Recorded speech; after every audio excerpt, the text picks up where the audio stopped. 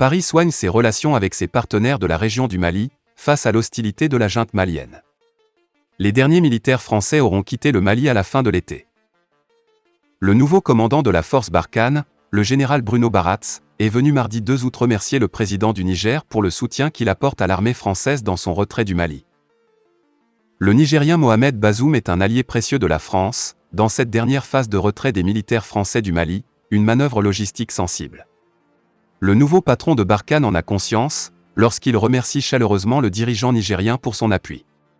Plusieurs milliers de conteneurs français doivent encore transiter par l'ouest du Niger, afin d'évacuer les derniers matériels de la base de Gao, au Mali.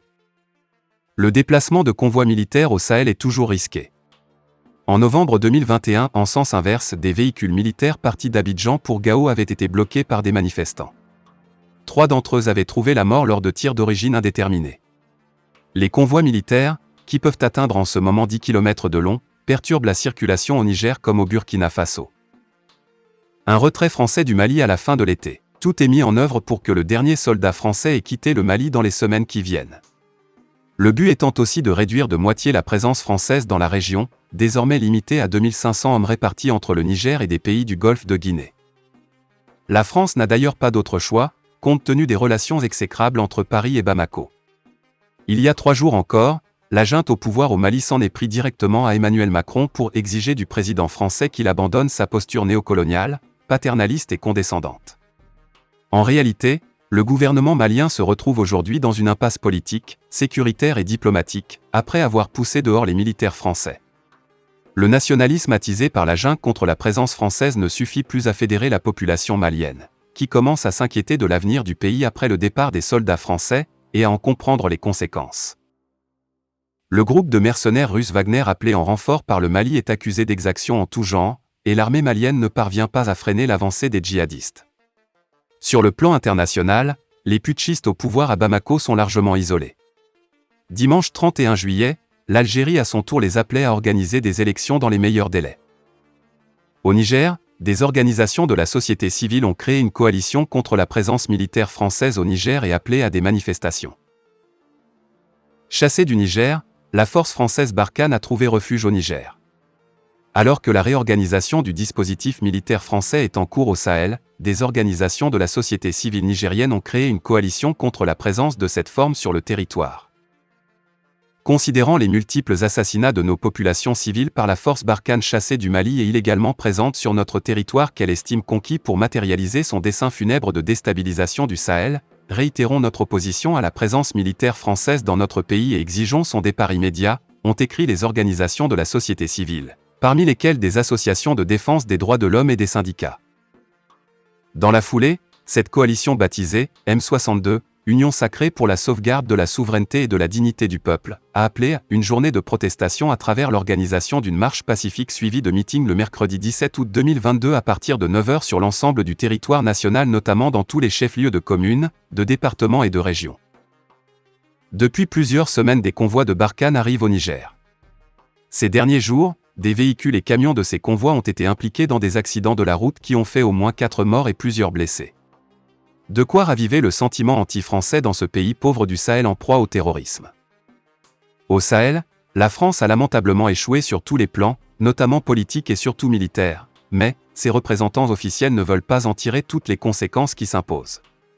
Le président Emmanuel Macron, qui semble croire toujours que sa caravane néocoloniale pourrait être sauvée par un de ces miracles dont le désert est coutumier, continue d'y mener une série de combats d'arrière-garde, et le Mali, pays finalement indocile et insaisissable, demeure toujours le théâtre de prédilection de ces combats, dont le dernier épisode se joue sur le thème d'un risque de génocide contre la communauté Peul. Selon le président Macron, s'exprimant lors d'un point de presse en présence de son homologue bissau-guinéen, Oumarou Sissoko Embalo, la France et ses partenaires s'inquiètent maintenant de ce qui s'apparente, sous le couvert d'opérations de lutte contre le terrorisme, à des violences systématiques ciblant les populations Peul. Ces violences, qui seraient principalement le fait des éléments mercenaires déployés au Mali, notamment ceux de Wagner, pourrait déstabiliser l'ensemble de la région, a affirmé le président français, qui souligne la responsabilité première des États de la région pour sanctionner les coupables et exercer leur vigilance.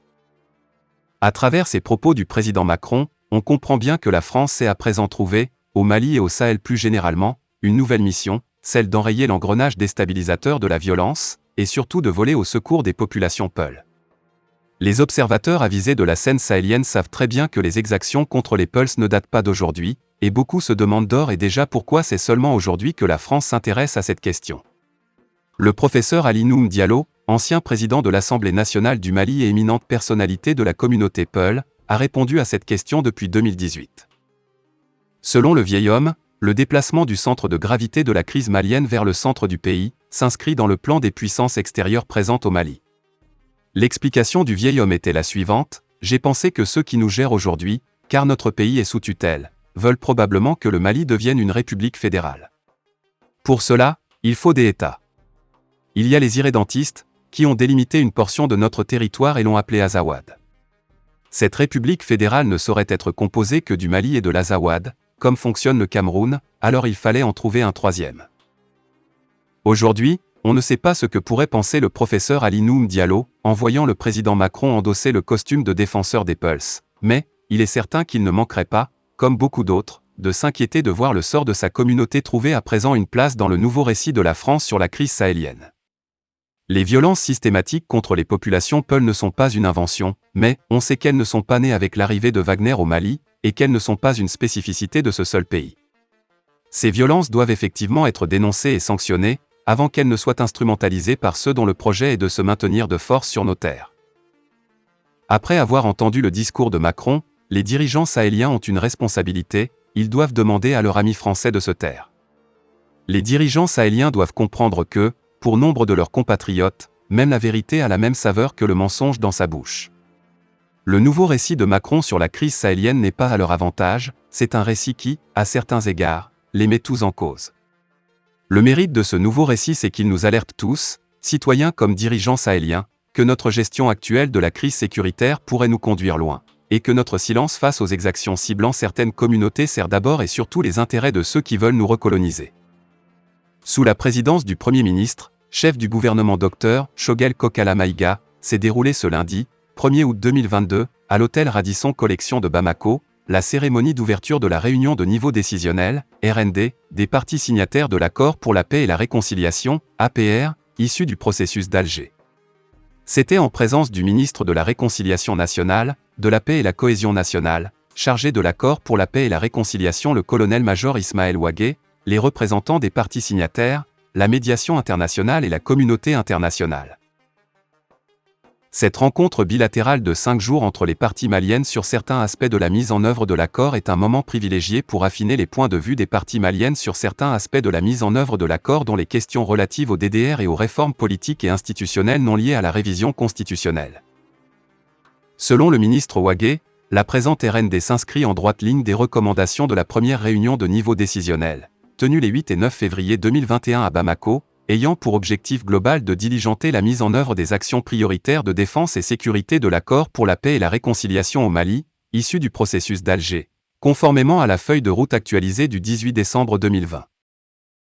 En effet, ajoute le ministre de la Réconciliation, sur la base des conclusions de la première réunion de niveau décisionnel ci-haut citée, nous avions annoncé en perspective lors de la 45e session, 45e, du CSA, l'organisation de la présente réunion, afin de déboucher sur des solutions visant à redynamiser la mise en œuvre de l'accord. La présente réunion vise essentiellement à créer les conditions nécessaires pour entamer le DDR global et s'accorder sur les réformes politiques et institutionnelles non liées à la révision constitutionnelle.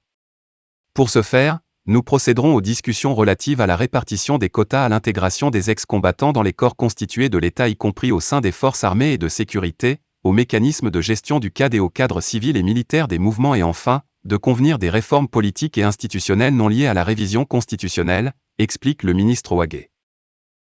Prenant la parole pour le discours d'ouverture, le Premier ministre, chef du gouvernement Dr Choguel Kokala Maïga dira que les participants à cette rencontre devront se focaliser sur certains aspects de la mise en œuvre de l'accord que nous voulons intelligente, stratégique et porteuse de solutions pour permettre à tous les Maliens et à toutes les Maliennes de cheminer ensemble dans la voie de la paix durable, de la stabilité, de la cohésion nationale et du vivre ensemble. Le chef du gouvernement a rappelé que la mise en œuvre de l'accord pour la paix et la réconciliation issu du processus d'Alger constitue une des priorités majeures du président de la transition et du gouvernement. Fin de la vidéo, merci pour votre attention.